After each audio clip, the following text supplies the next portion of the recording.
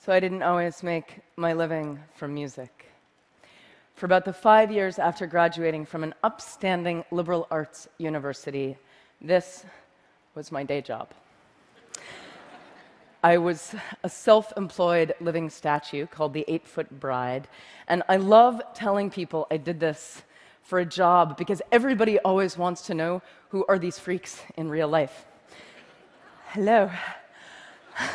I painted myself white one day, stood on a box, put a hat or a can at my feet, and when someone came by and dropped in money, I handed them a flower and some intense eye contact. And if they didn't take the flower, I threw in a gesture of sadness and longing as they walked away.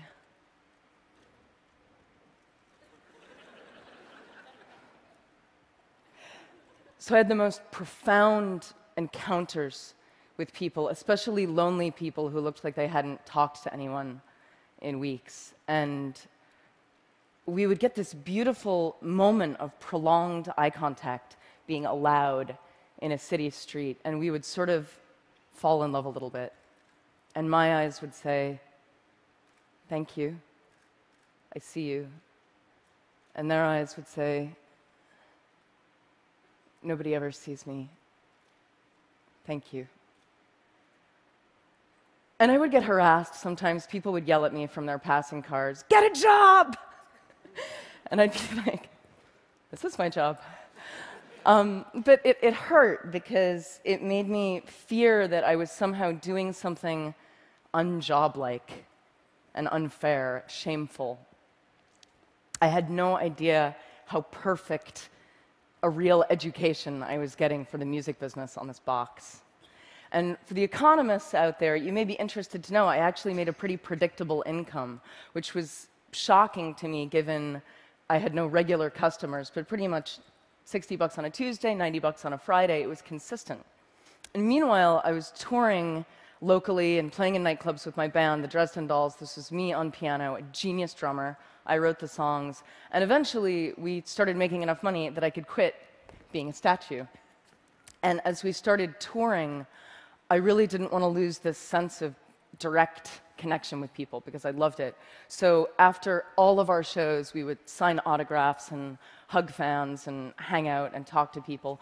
And we made an art out of asking people to help us and join us. And I would track down local musicians and artists, and they would set up outside of our shows, and they would pass the hat, and then they would come in and join us on stage. So we had this rotating smorgasbord of weird, random circus guests.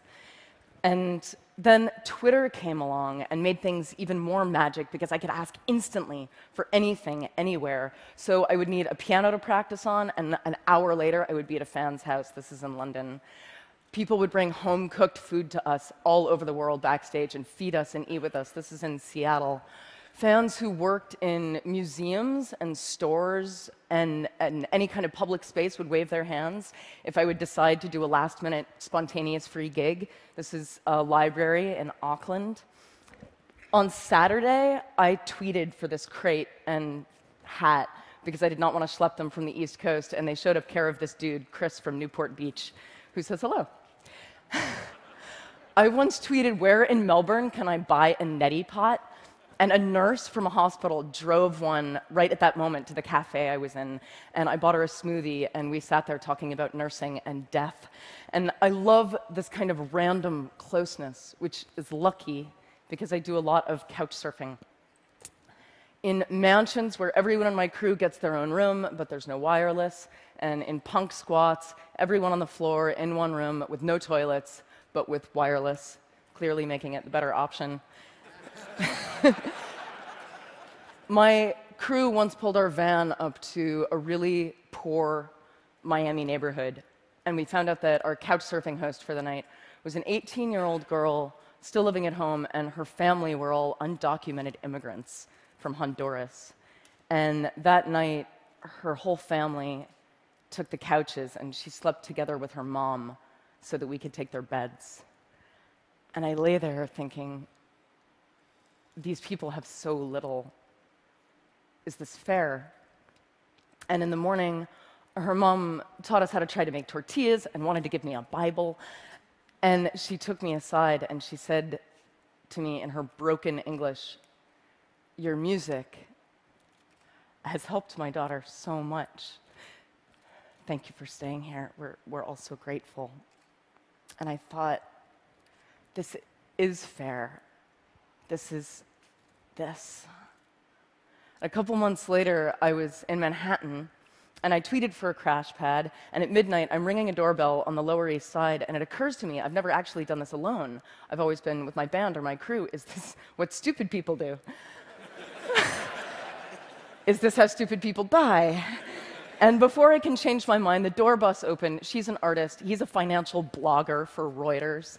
And they're pouring me a glass of red wine and offering me a bath, and I have had thousands of nights like that and like that. So I couch surf a lot. I also crowd surf a lot.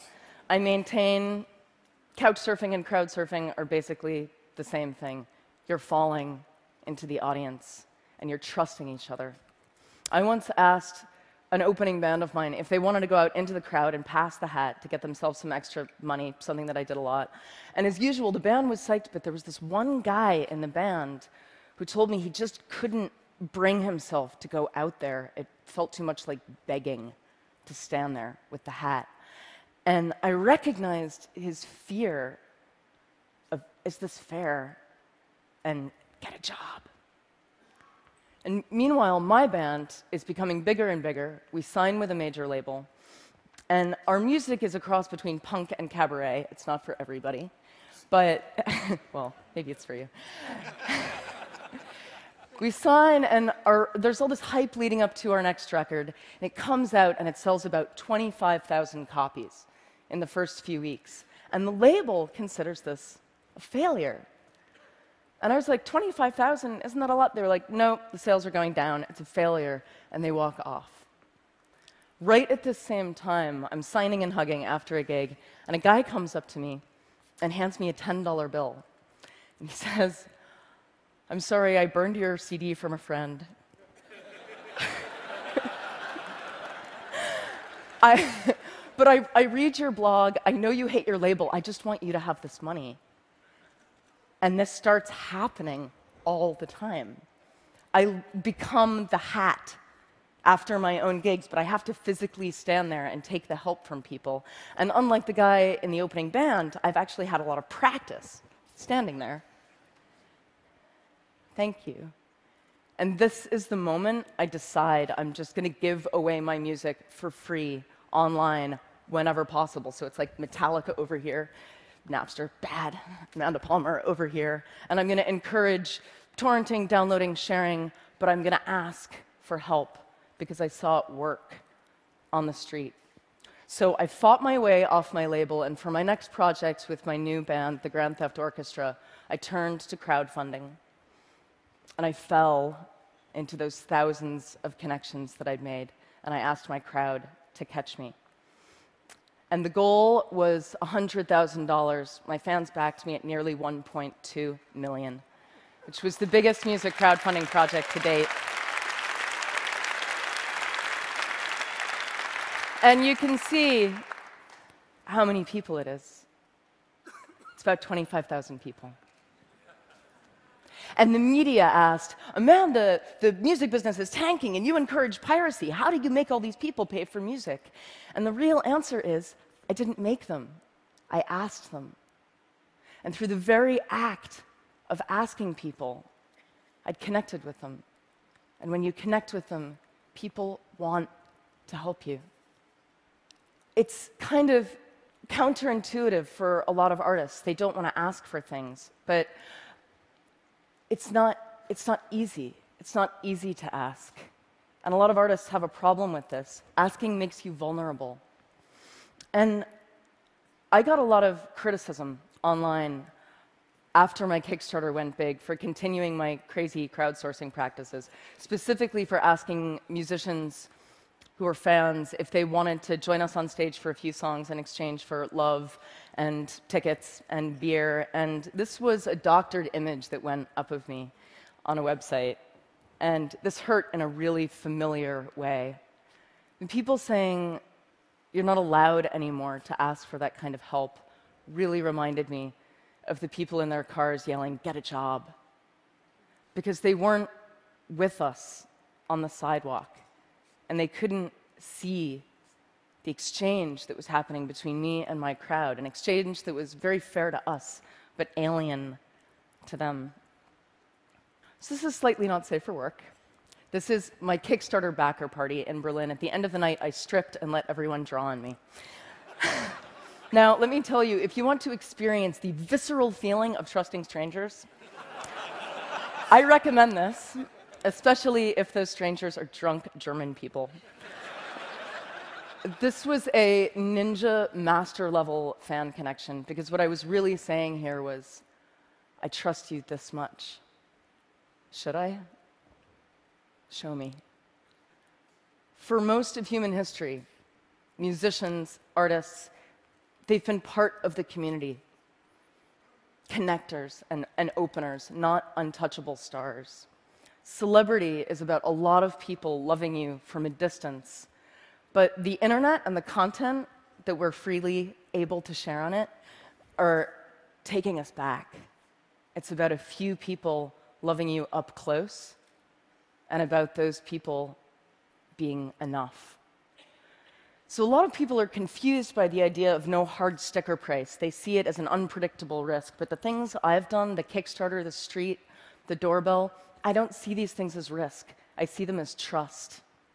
Now, the online tools to make the exchange as easy and as instinctive as the street, they're getting there. But the perfect tools aren't going to help us if we can't face each other and give and receive fearlessly, but more important, to ask without shame. My music career has been spent trying to encounter people on the internet the way I could on the box. So blogging and tweeting, not just about my tour dates and my new video, but about our work and our art and our fears and our hangovers, our mistakes, and we see each other. And I think when we really see each other, we want to help each other. I think people have been obsessed with the wrong question, which is, how do we make people pay for music? What if we started asking, how do we let people pay for music? Thank you.